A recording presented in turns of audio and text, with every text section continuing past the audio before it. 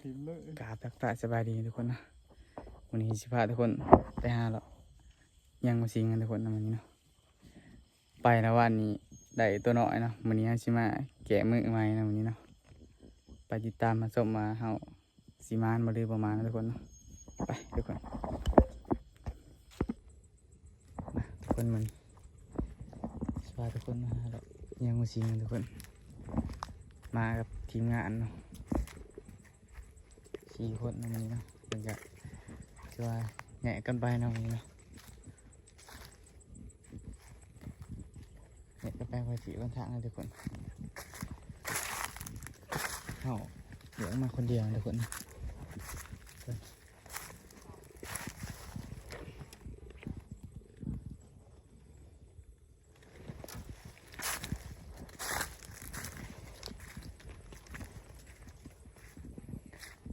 ทั้งจะว่าฝนตกนะทุกคนมันออกมานอนแถว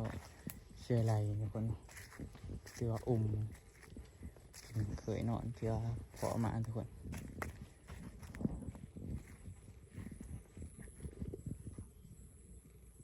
ฝนเนาะคนไปถนนเนาะ3 คนทุกคน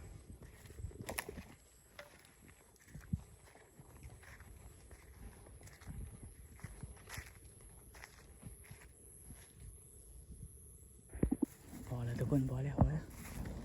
นี่ทุกคน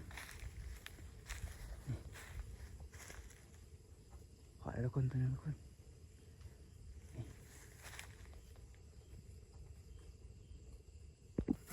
นี่ทุกคนเท่เลย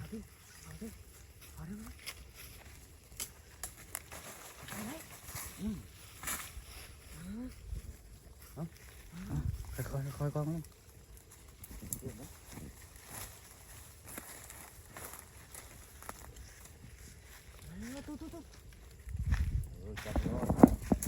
เอาเลย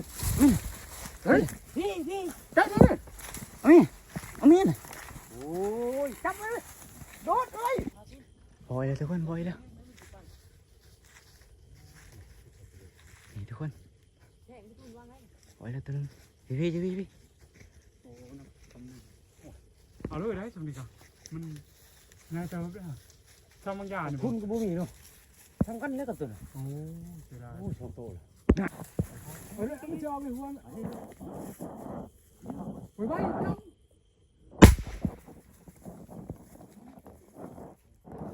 เอาไม้ต้องเอาตอนนั้นเดียวขนาดนี้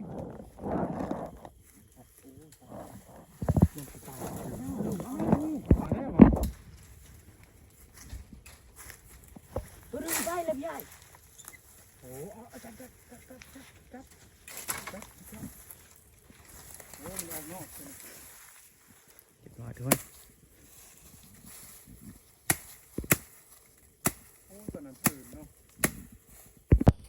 มาแล้วทุกคนมาเลยนี่ทุกคน คันคอยน้ำคันคอยได้ทับบ างทุกคนเนาะขาวกินหมกปังทุกคน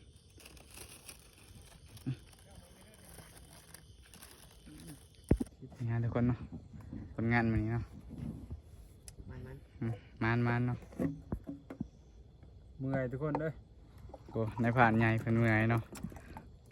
สบายดีทุกคนวันนี้ก็ผ้าเพิ่นมาหาดอกการ